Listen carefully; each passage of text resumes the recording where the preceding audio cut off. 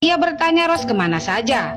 Ros mengatakan ia hanya jalan-jalan di hutan itu. Yamin lalu menggandeng tangan Ros dan mengajaknya pulang. Perlakuan Yamin ini membuat Ros jadi baper dan terdiam. Ia merasa bersalah pada Yamin yang ternyata baik dan perhatian kepadanya. Padahal ia malah berencana untuk mengambil darahnya Yamin untuk obat ayahnya yang sedang sakit. Nampaknya Mbak Kunti ini mulai jatuh cinta pada Yamin. Melihat Ros terdiam, Yamin melepaskan genggaman tangannya dan meminta maaf. Dan dengan nada yang lembut ia mengajak Ros untuk pulang. Kuntilanak berhijab ini pun tersenyum senang dan berjalan duluan meninggalkan Yamin. Bocil Besti memanggil Ros dan menanyakan apakah abangnya sudah berhasil diluluhkan oleh Ros. Ros membalas dengan memberikan tanda jempol pada bocil itu. Saat maghrib tiba, Yamin yang ketiduran terlihat didatangi oleh kuntilanak Ros. Rupanya Ros berniat buat mengambil darah Yamin. Ros dengan kuku-kukunya yang tajam mulai menggores lehernya Yamin. Tapi cakaran Ros tak berhasil melukai Yamin sedikit pun. Yamin hanya merasa seperti digelitikin saja. Meski udah nyakar pakai kuku-kukunya yang panjang dan hitam, pria ini tak terluka sedikit pun. Merasa penasaran, Mbak Kunti mulai mencakar lagi pria yang bernama Yamim ini buat diambil darahnya. Namun tetap saja Yamim tak terluka sedikit pun. Karena bingung, Ros pun mulai bertanya pada sang ayah melalui telepati, kenapa kuku-kuku tajamnya tak bisa melukai Yamim. Jangankan berdarah, tergores pun tidak. Sempat bingung, sang ayah akhirnya menyadari bahwa semua itu karena Ros anaknya yang seorang kuntilanak itu sudah jatuh cinta pada Yamim, sehingga cakaran kuku-kuku tajamnya tak bisa melukai Yamim sedikit pun. Berusaha menyangkal, namun sesaat kemudian Ros pun akhirnya menyadari bahwa ia memang telah jatuh cinta pada Yamim. Esok malamnya, ibu kepala desa dan anaknya terlihat sedang mengintai rumah Yamim memakai teropong. Mereka mulai curiga bahwa Ros adalah seorang kuntilanak. Mereka berniat mengungkapkan identitas asli Ros pada Yamim. Mereka berdua pun nekat mau masuk ke dalam rumah Yamim untuk menceritakan hal yang sebenarnya. Namun tiba-tiba dari atas muncul sesosok kuntilanak berhijab yang lain. Kuntilanak ini ternyata adalah kakaknya Ros yang marah pada mereka. Karena bu kepala desa lari, kuntilanak ini mengejarnya, dan saat Mbak Kunti itu akan mencakarnya, tiba-tiba Ros mencegahnya.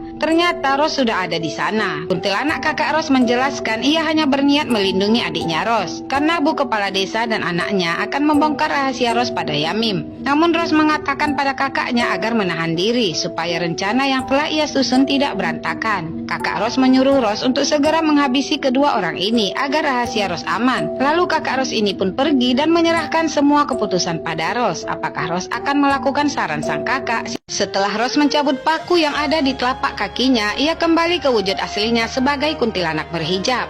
Yamim yang tak sengaja melihat hal itu pun menjadi kaget. Ros langsung terbang menuju rumahnya untuk menemui sang ayah. Setibanya di sana, Ros dibuat kesal oleh sang ayah yang ternyata saat itu sedang makan enak dengan lahapnya, tak seperti orang sakit.